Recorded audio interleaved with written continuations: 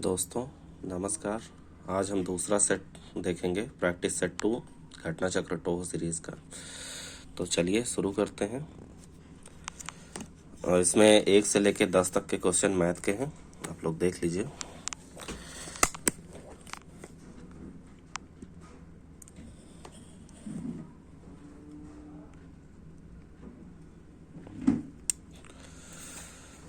देख लीजिए आप लोग एक बार। चलिए जीएस के क्वेश्चन शुरू करते हैं। हमारे पास टाइम कम है और करना ज़्यादा है, तो आज दूसरा सेट सॉल्व करेंगे फटाफट। हाँ, तो इसका पहला क्वेश्चन है कि बिहार पर बख्तियार खिलजी के हमले का पहला विवरण प्राप्त हुआ, किससे प्राप्त हुआ? तबकाते नसरी से। नेक्स्ट है, बिहार में वर्ष 1857 के विद्रोह का नेतृत्व किया था, तो किसने किया था? कुंवर सिंह ने। तो ये इम्पोर्टेंट क्वेश्चन है कि बिहार में नेतृत्व किसने किया था वर्ष 1857 का? तो कुंवर सिंह ने किया था। नेक्स्ट क्वेश्चन है, बिहार में प्रांतीय किसान सभा का संगठन किसने किया था? ठीक है, तो इसका स्वामी सहजानंद सरस्वती। काफ़ी बार पूछा गया क्वेश्चन है, आप लोग एक बार देख लीजिएगा। वर्ष 1939 में बिहार में अंबारी सत्याग्रह, ये इम्पोर्टेंट क्वेश्चन है, का नेतृत्व किसने किया था? तो राहुल सांकृत्यायन ने किया था। नेक्स्ट क्वेश्चन है कि 1830 के दशक में पटना नगर केंद्र था, तो पटना नगर किसका केंद्र था? भावी आंदोलन का। नेक्स्ट है, हड़प्पन संस्कृति के संदर्भ में शैलकृत स्थापत्य के प्रमाण कहाँ से मिले हैं? तो वो धौलावीरा से मिले हैं। नेक्स्ट क्वेश्चन क्या है, क्षणिकवाद का प्रतिपादन किसने किया था? तो क्षणिकवाद का प्रतिपादन बौद्ध ने किया था। नेक्स्ट क्वेश्चन है, कुरुशपाल शिलालेख में किस राजा के बारे में जानकारी मिलती है? तो इसमें सोमेश्वर प्रथम राजा के बारे में जानकारी मिलती है। किससे? कुरुशपाल शिलालेख से। नेक्स्ट क्वेश्चन है कि निम्नलिखित में से किस अधिवेशन में कांग्रेस ने पहली बार भारतीय रियासतों के प्रति अपनी नीति घोषित की थी? तो इसका आंसर हो जाएगा नागपुर अधिवेशन में। ठीक है, यह क्वेश्चन काफ़ी इम्पोर्टेंट है क्योंकि इसमें पूछा गया है कांग्रेस ने पहली बार भारतीय रियासतों के प्रति अपनी नीति।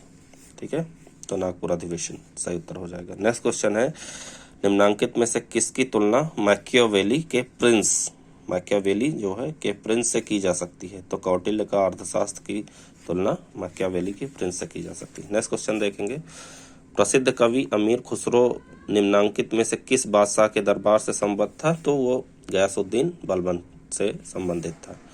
नेक्स्ट क्वेश्चन है कि ईस्ट इंडिया कंपनी का राजपूत राज्यों से सहायक संधि करने का मुख्य उद्देश्य क्या था?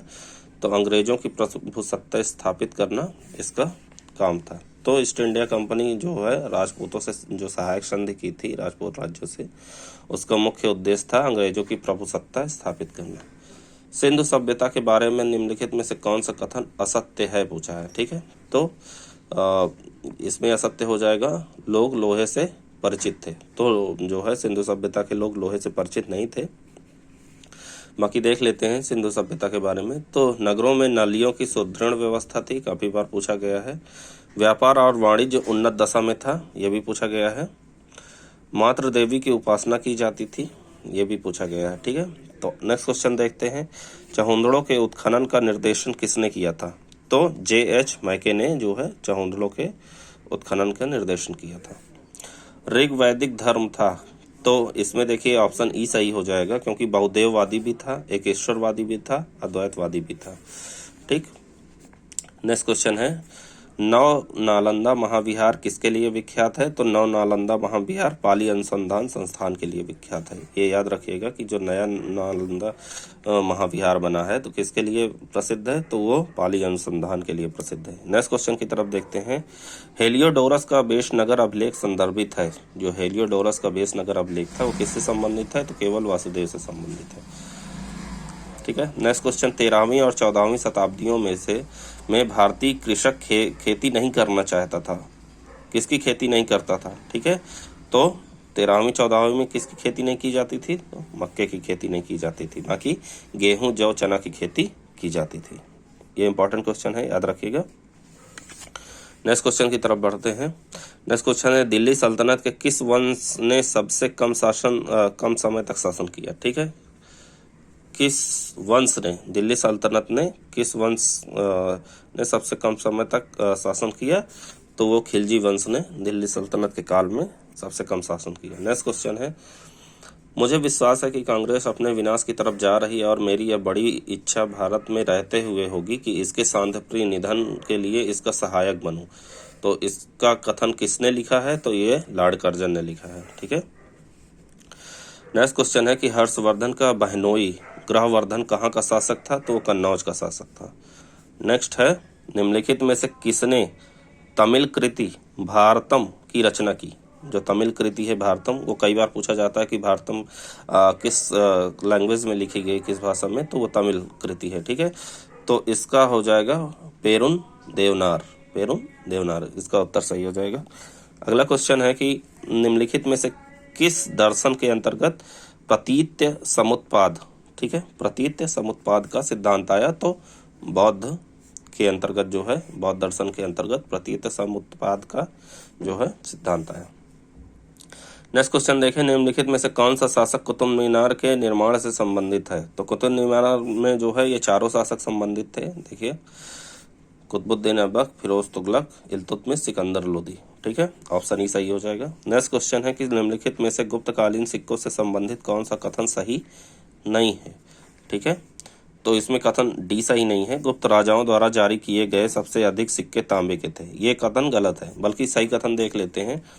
गुप्त राजाओं ने बड़ी संख्या में सोने के सिक्के जारी किए जो दीनार कहलाते थे। ये काफी इंपॉर्टेंट क्वेश्चन है कि गुप्त शास्त्र राजाओं ने जो सिक्के जारी किए गए उन्हें क्या कहा जाता है? तो दीनार कहा जाता है। नेक्स्ट है, चंद्रगुप्त द्वितीय, कुमार गुप्त प्रथम, स्कंद गुप्त तथा बुद्ध गुप्त ने चांदी के सिक्के जारी किए। ये भी इंपॉर्टेंट क्वेश्चन है कि ये चारों ने किसके सिक्के जारी किए? तो चांदी के। ठीक है। सिक्कों के अग्रभाग पर राजाओं की आकृति उकेरी गई है तथा पृष्ठभाग पर देव प्रतिमाओं की। ये इंपॉर्टेंट क्वेश्चन है, ये कथन में दे देता है, तो देख लीजिए आप लोग एक बार। नेक्स्ट क्वेश्चन की तरफ बढ़ते हैं। इब्न बतूता इनमें से किस दिल्ली सुल्तान के दूत के रूप में चीन गया था? ठीक है, तो मोहम्मद बिन तुगलक इसका सही उत्तर हो जाएगा। मोहम्मद बिन तुगलक जो है सही उत्तर हो जाएगा। अगले क्वेश्चन की तरफ बढ़ते हैं। सूची 1 को सूची 2 से सम्मिलित करना है। तो अमीर कोही का जो है संबंध जो है प्रभारी होता था कृषि कमान का अधिकारी। अमीर आखुर जो है होता था घोड़ों का कमान अधिकारी। बरीद जो है होता था खुफिया अधिकारी। और दबीर जो है सचिव होता था। नेक्स्ट क्वेश्चन की तरफ देखते हैं। अमुक्त माल्यद किसकी प्रसिद्ध कृति है? काफी बार पूछा गया है अमुक्त माल्यद किसकी प्रसिद्ध कृति है? तो कृष्णदेव राय। नेक्स्ट क्वेश्चन है कि बिहार शरीफ के पहाड़ी पर स्थित मकबरा किस शासक का है? तो मलिक इब्राहिम का, बिहार शरीफ के पहाड़ी पर स्थित। ठीक है। नेक्स्ट क्वेश्चन है कि हल्दी घाटी के युद्ध में महाराणा प्रताप की राजपूत सेना का सेनापति कौन था? तो महाराणा प्रताप की राजपूत सेना का सेनापति हकीम खां सूर था। नेक्स्ट क्वेश्चन है कि वर्ष 1829 में अंग्रेजों के विरुद्ध खासी जनजाति विद्रोह का नेतृत्व किसने किया था? तो तिरोध सिंह ने। ठीक है, 1829 में खासी जनजाति विद्रोह, ये याद रखिएगा। तो तिरोध सिंह ने किया इसका नेतृत्व। अगले क्वेश्चन की तरफ बढ़ेंगे। इसमें पूछा है कि सुमेलित नहीं है। ठीक है, तो देख लेते हैं कौन सा सुमेलित नहीं है। बहिष्कृत हितकारिणी सभा का जो है व्यक्ति संगठन से संबंधित है अम्बेडकर, ना कि ज्योतिबा फूले। बाकी देख लेते हैं कौन सा सही है। यंग मंग आंदोलन हेनरी विवियन डेरोजियो से संबंधित है। थियोसॉफिकल सोसाइटी कर्नल आलकाट से संबंधित है। United patriotic association Syed Ahmad Khan से संबंधित है। नेक्स्ट क्वेश्चन है कि मार्ले निम्नलिखित अधिनियमों में से किसके द्वारा भारत परिषद, ठीक है, इंडिया काउंसिल को समाप्त किया गया? तो भारत सरकार अधिनियम 1935 के द्वारा। काफी इंपॉर्टेंट है भारत सरकार अधिनियम, आप लोग देख लीजिएगा, एक बार पूरा पढ़ लीजिएगा, कई बार क्वेश्चन पूछता है। बिहार में 3 कठिया प्रथा किस क्षेत्र में प्रचलित थी? तो चंपारण में 3 कठिया प्रथा प्रचलित थी। ठीक है, ये इंपॉर्टेंट क्वेश्चन है, सीडीपीओ में पूछा जा सकता है। अगला क्वेश्चन है, सविनय अवज्ञा आंदोलन के दौरान सरोजनी नायडू ने कहां पर नमक डिपो पर धावा बोलने के लिए सत्याग्रह को नेतृत्व किया? तो धरसना में। ठीक है। अगला है, वर्ष 1813 के चार्टर एक्ट में भारत में अंग्रेजी नीति के किस क्षेत्र में मौलिक परिवर्तन आया? तो शिक्षा के क्षेत्र में। ठीक है, तो ये 1813 चार्टर एक्ट में जो भारत में अंग्रेजी नीति में जो है मौलिक परिवर्तन आया वो शिक्षा में देखने को मिला। नेक्स्ट क्वेश्चन है रहानुभाई, ठीक है, रहानुभाई माजदायान सभा से संबंधित व्यक्तियों में से कौन सा एक नहीं है, ठीक है, नहीं है पूछा है, तो गोविंद रानाडे नहीं है। और देख लेते हैं रहानुभाई दायान सभा से संबंधित कौन है, नौरोजी फरदोनची, दादा भाई नौरोजी और एस बंगाली से संबंधित है। तो इसका ऑप्शन ई सही हो जाएगा, ऑप्शन डी सही हो जाएगा कि कौन सा नहीं है, गोविंद रानाडे नहीं है। ठीक है, नेक्स्ट क्वेश्चन देखते हैं। भारत में टिकट किस अंग्रेजी गवर्नर जनरल ने प्रारंभ किया था? तो ये काफ़ी इंपॉर्टेंट क्वेश्चन है कि डाक टिकट किस अंग्रेजी गवर्नर ने, तो लॉर्ड डलहौजी ने जारी किया था। अगले क्वेश्चन देखते हैं हम कि हंटर आयोग, ठीक है, वर्ष 1882। तो हंटर आयोग, पहले तो उसका आंसर यहीं मिल गया एक, तो 1882 में हंटर आयोग आया। तो इसका मुख्य उद्देश्य क्या था? तो इसका मुख्य उद्देश्य था प्राथमिक शिक्षा की स्थिति का आकलन एवं सुधार सुझाना। ठीक है, इसका मुख्य उद्देश्य था, प्राथमिक शिक्षा के लिए था। आप लोग और देख लीजिएगा, जो आयोग शिक्षा के लिए बने हैं काफ़ी इम्पोर्टेंट है और कभी कभी सुमेलित करने के लिए आते हैं। नेक्स्ट क्वेश्चन है, बिहार राज्य में गंगा के किनारे स्थित जिलों की संख्या है? तो बिहार राज्य में जो गंगा के किनारे जिले हैं वो 12 जिले हैं। ठीक है, नाम मुझे कमेंट करके बताइएगा आप लोग कि कौन कौन से जिले हैं। नेक्स्ट क्वेश्चन है, निम्नलिखित में से कौन सा देश भौगोलिक क्षेत्र की दृष्टि से सीमा रहित सबसे बड़ा देश है? ठीक है, तो सीमा रहित पूछा है, जिसकी सीमा नहीं है किसी देश से सटी हुई, तो सबसे बड़ा देश कौन सा है? जापान है। नेक्स्ट क्वेश्चन है कि भारत के अतिरिक्त प्रायद्वीपीय पर्वत निर्मित हुए? तो जो प्रायद्वीपीय पर्वत हैं वो भारत के अतिरिक्त कहाँ जो है निर्मित हुए? तो सेनेजोइक महाकल्प में। ठीक है, नेक्स्ट क्वेश्चन है कि क्रिकेट बैट के लिए विलो कहाँ से प्राप्त होता है? विलो जो है मटेरियल होता है, तो वो प्राप्त होता है शंकु वृक्षी वन से। ठीक है, नेक्स्ट क्वेश्चन है, महासागरीय सागरों की सतह पर सूर्य और चंद्रमा के गुरुत्वाकर्षण से बनती है क्या? ज्वार भाटा बनती है। ठीक है, ये तो कई बार पूछा गया है, बहुत आसान क्वेश्चन है कि सूर्य और चंद्रमा के गुरुत्वाकर्षण से क्या बनती है? तो वो बनती है ज्वार भाटा। नेक्स्ट क्वेश्चन है, निम्नलिखित राज्यों में से कौन सा राज्य बांग्लादेश अपनी सीमा नहीं बनाता है? ठीक है, तो नागालैंड के साथ बांग्लादेश अपनी सीमा नहीं बनाता है, क्योंकि नागालैंड जो है मिजोरम म्यांमार से सटा हुआ है, म्यांमार से सटा हुआ है। आप लोग देख लीजिएगा एक बार मैप को।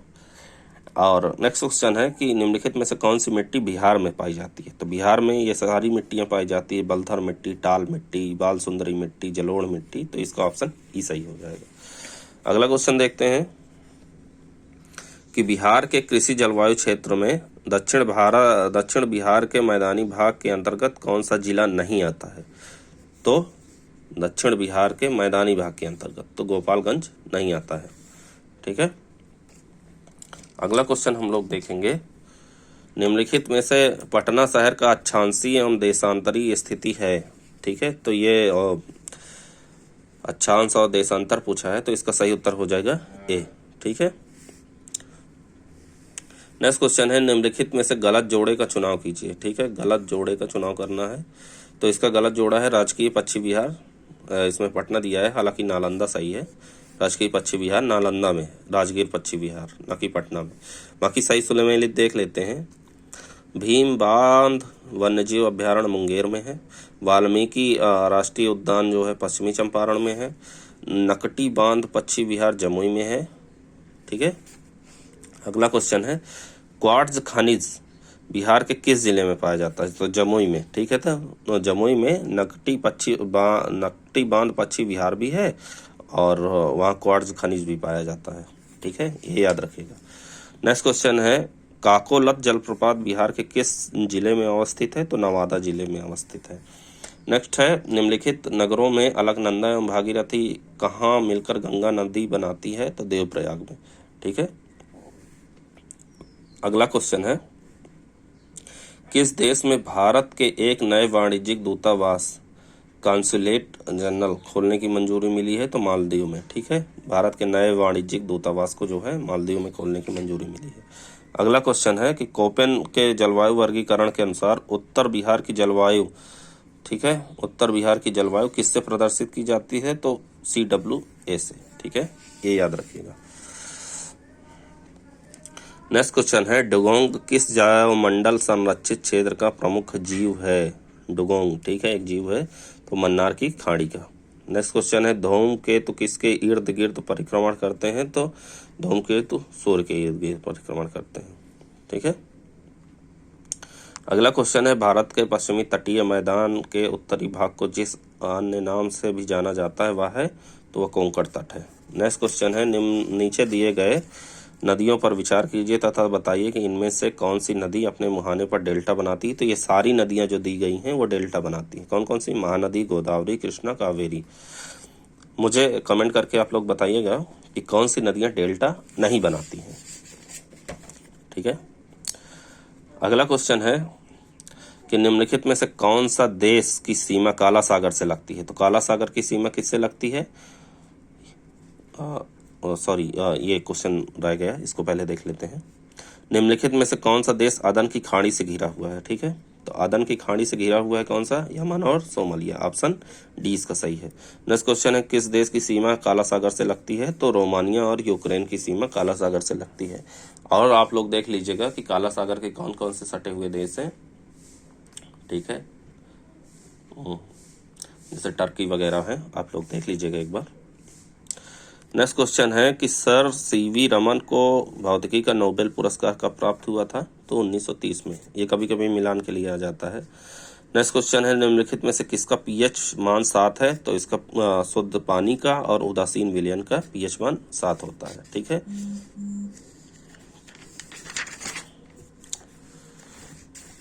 अगले क्वेश्चन की तरफ हम बढ़ते हैं। टेफ्लॉन निम्नलिखित में से किसका एक एकल बहुलक है। तो टेफ्लॉन जो है पॉलीटेट्राफ्लोरोएथिलीन का जो है एकलक का बहुलक है। ठीक है। अगला क्वेश्चन देखते हैं निम्नलिखित में से किस युग में से सही सुमेल है। तो इसमें देखिए 3 युग में सही सुमेल है। विटामिन सी तो संतरा होता है, ये तो क्वेश्चन गलत ही है। ठीक है। और देख लेते हैं विटामिन डी कॉड यकृत ऑयल, विटामिन ई गेहूं अंकुर तिल जिसे वीर सरमौल कहते हैं, और विटामिन के अल्फा अल्फा। ठीक है, तो इसका ऑप्शन ई सही हो जाएगा। नेक्स्ट क्वेश्चन है पौधों में सौर ऊर्जा एटीपी में बदलती है किसमें? क्लोरोप्लास्ट में। ठीक है, याद रखिएगा। नेक्स्ट है ग्लूकोज का सूत्र है। तो ग्लूकोज का सूत्र हो जाएगा C6H12O6। काफी इजी क्वेश्चन है ये। नेक्स्ट क्वेश्चन है निम्नांकित में से कौन सा एक वायुमंडल के ओजोन परत की मोटाई नापने की इकाई है। तो ओजोन परत की जो मोटाई नापती है किससे? डॉप्सन से। नेक्स्ट है कंप्यूटर में उपयोग आने वाली आईसी चिप किससे बनी होती है। तो वो सिलिकॉन से बनी होती है। नेक्स्ट क्वेश्चन है परमाणु जिनमें प्रोटॉनों की संख्या समान परंतु न्यूट्रॉनों की संख्या भिन्न रहती है क्या कहलाते हैं। तो उसे आइसोटोप्स कहते हैं, यानी समस्थानिक। नेक्स्ट है हमारे तंत्र में अधिकतम एटीपी अणुओं को उत्पन्न करने वाला पद है क्या? क्रेब्स चक्र। नेक्स्ट है कौन सा सही सुमेलित नहीं है। तो इसमें सही सुमेलित नहीं है अनुवांशिक रोग। अनुवांशिक रोग जो होता है वो जीवाणुओं के द्वारा होता है, ना कि क्षय रोग। ठीक है।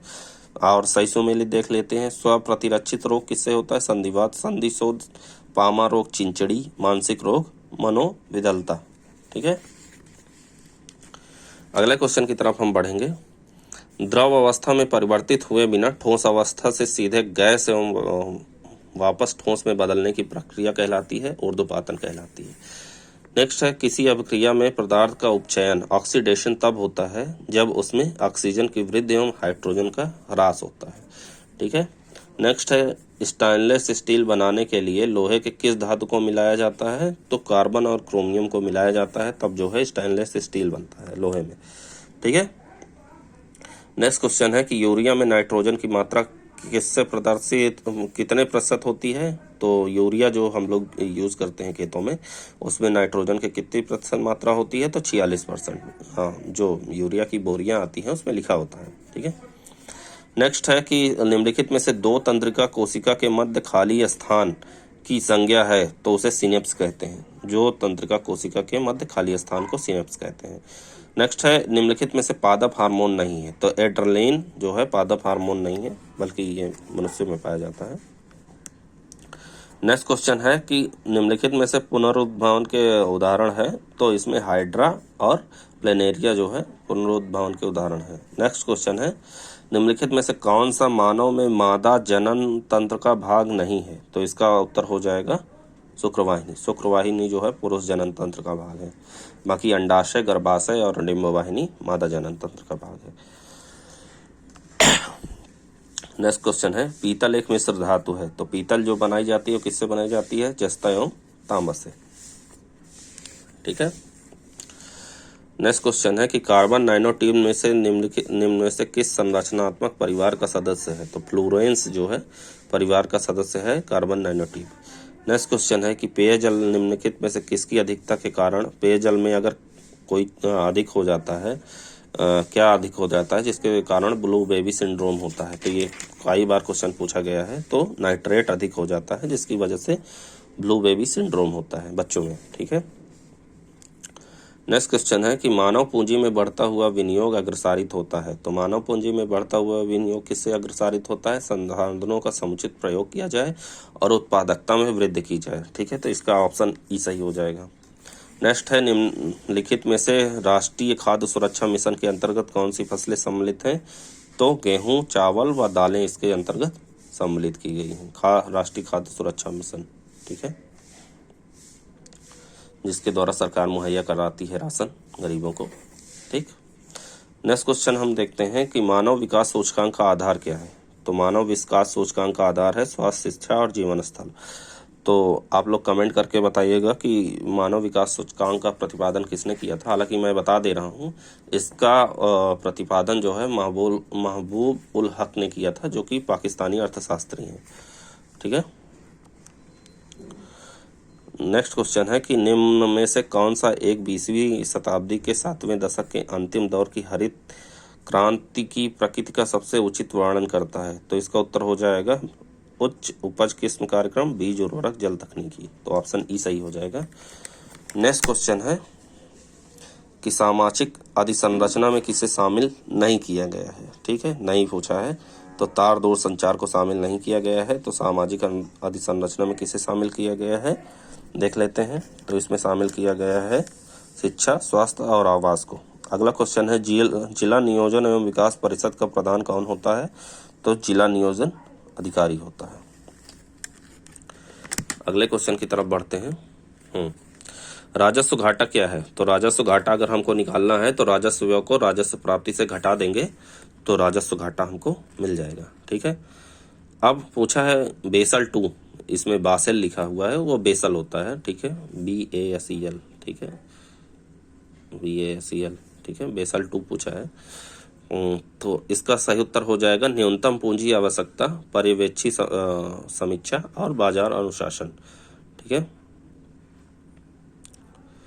नेक्स्ट क्वेश्चन है, निम्नलिखित में से कौन सा IMF में भारत सरकार के एजेंट के रूप में कार्य करता है? तो भारत सरकार के एजेंट के रूप में कौन कार्य करता है IMF में? RBI। नेक्स्ट क्वेश्चन है, NAFUS नाफुश का पूरा नाम क्या है? देखिए, ये क्वेश्चन पूछे जाते हैं, ऐसे शॉर्ट फॉर्म में दे देते हैं, उसको फुल फॉर्म पूछा जाता है। तो इसका उत्तर हो जाएगा national fund for unorganised sector. ठीक है।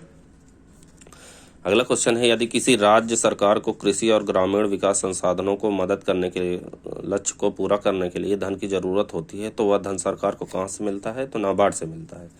ठीक है, जो कृषि और ग्रामीण क्षेत्रों में मदद की जाती है सरकार के द्वारा, तो सरकार जो है वो धन लेती है नाबार्ड से। नेक्स्ट क्वेश्चन है, नेशनल स्पॉट एक्सचेंज लिमिटेड पर क्या बेचा जा सकता है? तो वस्तु बेची जा सकती है। अगला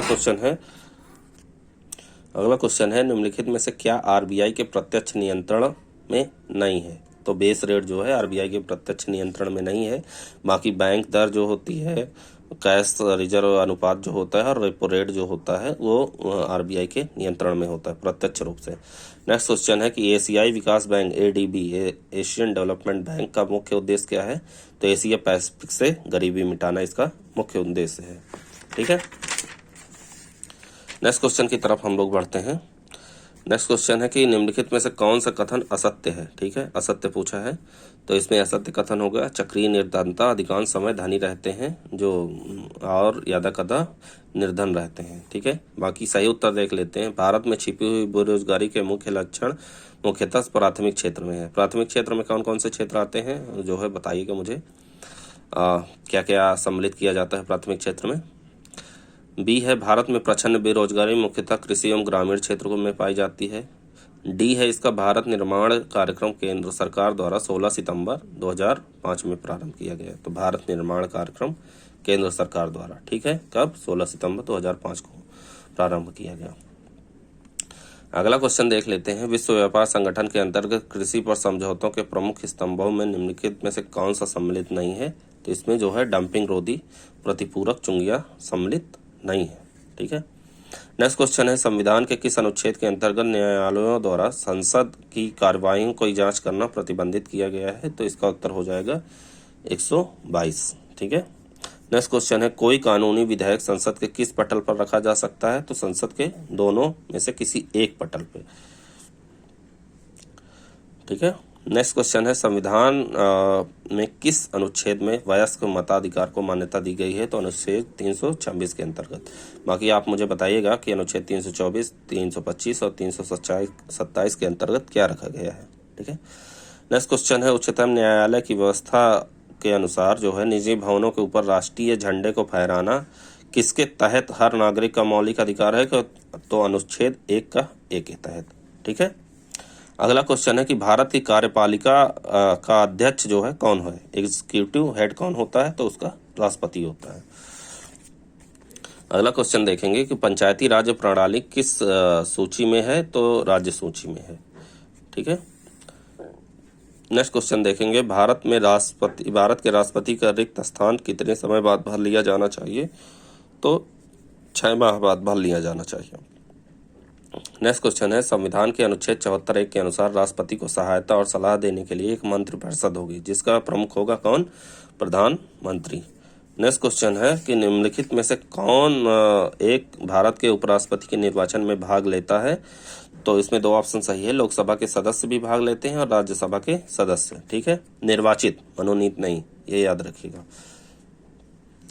तो ऑप्शन इसका सी सही हो जाएगा 1 और 4। नेक्स्ट क्वेश्चन है निम्नलिखित में से 17वीं लोकसभा के अध्यक्ष हैं? तो 17वीं लोकसभा के अध्यक्ष ओम बिरला हैं। मुझे कमेंट करके बताइएगा ओम बिरला के पहले कौन जो है लोकसभा के अध्यक्ष थे। 119वां देख लेते हैं। किस अनुच्छेद के तहत राज्यपाल को सहायता और सलाह देने के लिए मंत्रिपरिषद का प्रावधान है? तो अनुच्छेद 163 के तहत। अगला क्वेश्चन है कि निम्नलिखित में से असत्य का विकल्प चयन करें। तो असत्य इसमें देखिए हो जाएगा 3 असत्य हैं, देखिए इसका 2 असत्य हैं, सी और डी। सत्य कथन देख लेते हैं। उच्च न्यायालय के न्यायाधीश की नियुक्ति राष्ट्रपति करता है, ये तो सही है। उच्च न्यायालय के न्यायाधीश 62 वर्ष की आयु तक पद धारण करते हैं, ठीक है। इसमें असत्य यह है कि उच्च न्यायालय के न्यायाधीश राष्ट्रपति को संबोधित कर अपने हस्ताक्षर सहित लेख द्वारा अपना पद त्याग सकते हैं, ठीक है। और डी है कि उच्च न्यायालय के न्यायाधीश राष्ट्रपति के आदेश पर पद से हटाया जाता है, नहीं, अनुच्छेद 124(4) के तहत से हटाया जाता है। अगला क्वेश्चन हम लोग देखेंगे कि नई शिक्षा नीति को लागू करने वाला भारत का प्रथम राज्य कौन है? ये इंपॉर्टेंट क्वेश्चन है, हो सकता है आ जाए, सीडीपीओ में आ जाए या बीपीएससी में आ जाए, दोनों में, या किसी भी और एग्जाम में आ सकता है। तो कर्नाटक है, याद रखिएगा कि नई शिक्षा नीति को लागू करने वाला प्रथम राज्य कौन सा है भारत का? तो कर्नाटक है। नेक्स्ट क्वेश्चन है हाल ही में किस राज्य में भारत के पहले अंतर्राष्ट्रीय समुद्री मध्यस्थता केंद्र को स्थापित किया जा रहा है? तो गुजरात में। नेक्स्ट है वर्ष 2021 का साहित्य का नोबेल पुरस्कार किसे प्रदान करने की घोषणा की गई है? तो अब्दुल रज़ाक गुरनाह को प्रदान करने की घोषणा की गई है। अगला क्वेश्चन है राष्ट्रीय मानवाधिकार आयोग का अध्यक्ष किसे नियुक्त किया गया है?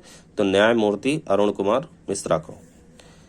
नेक्स्ट है कि भारत के मुख्य न्यायाधीश के रूप में किसे नियुक्त किया गया है? तो न्यायमूर्ति NV रमना को नियुक्त किया गया है।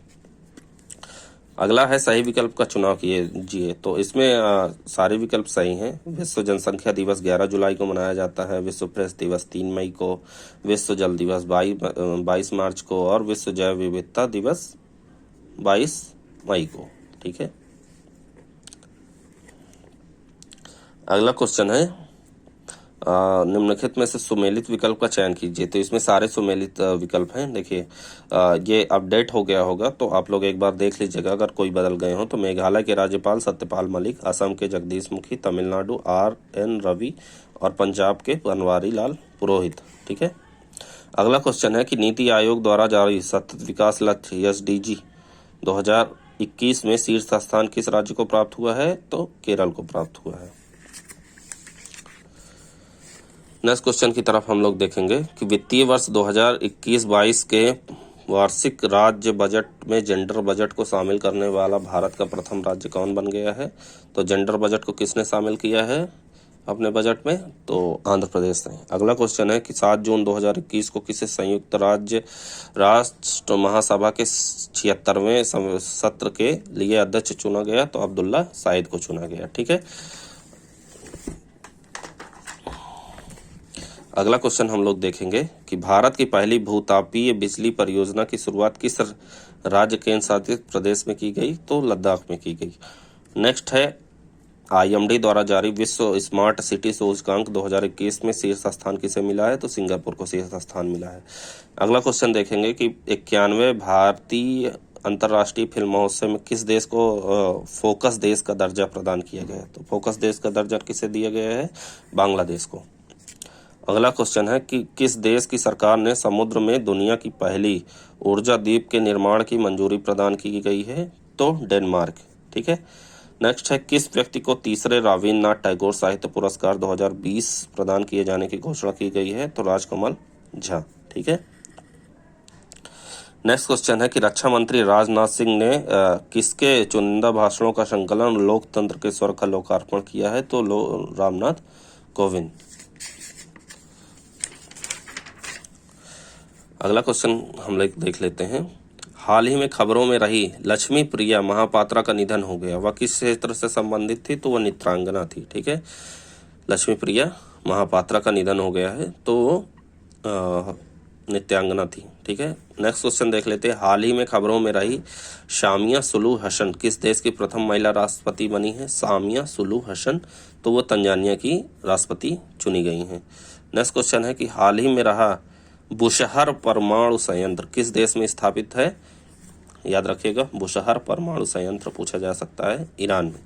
नेक्स्ट है चर्चा में रहा दाहला बांध किस देश में स्थित है? तो अफगानिस्तान में दाहला बांध। ठीक है, नेक्स्ट है किस देश ने अपने पहले मंगल मिशन के लिए पहला अंतरिक्ष मिशन होप प्रोब लॉन्च किया है? तो UAE ने। ठीक है, यूनाइटेड अरब अमीरात ने। नेक्स्ट है कि किस भारतीय मूल के पत्रकार को वर्ष 2021 का पुलित्जर पुरस्कार प्रदान किया गया है? तो मेधा राजगोपालन को प्रदान किया गया है। नेक्स्ट है हाल ही में प्रधानमंत्री गरीब कल्याण अन्न योजना, ठीक है, का विस्तार बढ़ाकर कर दिया गया है सितंबर 2022 तक।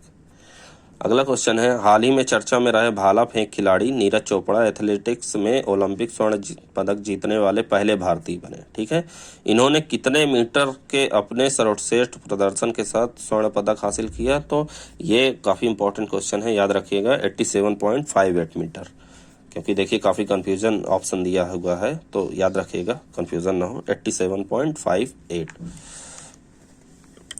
नेक्स्ट क्वेश्चन है कि टोक्यो पैरालंपिक्स 2020 खेल के संदर्भ में भारत के निम्नलिखित में से कौन सा सत्य नहीं है? ठीक है, तो इसमें देखिए सत्य नहीं है, भारत ने 5 रजत पदक जीता, ये असत्य है। बल्कि सत्य क्या है, भारत ने 5 स्वर्ण पदक जीता। ये टोक्यो पैरालंपिक्स पूछ रहा है। ठीक है, 2020 का खेल पैरा ओलंपिक्स। ठीक है, ठीक है, ना कि ओलंपिक्स। ठीक है, और इसका और क्या सही है, भारत ने 8 रजत पदक जीता, इसमें 5 देखिए गलत दिया हुआ, 8 जीता है। भारत ने कुल 19 पदक जीते। ठीक है, अगला क्वेश्चन है कि 21 जून 2021 को शुरू किया गया जान है तो जहान है, ठीक है, किस मंत्रालय की पहल है? तो अल्पसंख्यक कार्य मंत्रालय। नेक्स्ट क्वेश्चन है कि प्रतिवर्ष अंतर्राष्ट्रीय ओलंपिक दिवस कब मनाया जाता है? तो 23 जून को मनाया जाता है। याद रखिएगा कि ओलंपिक दिवस 23 जून को मनाया जाता है।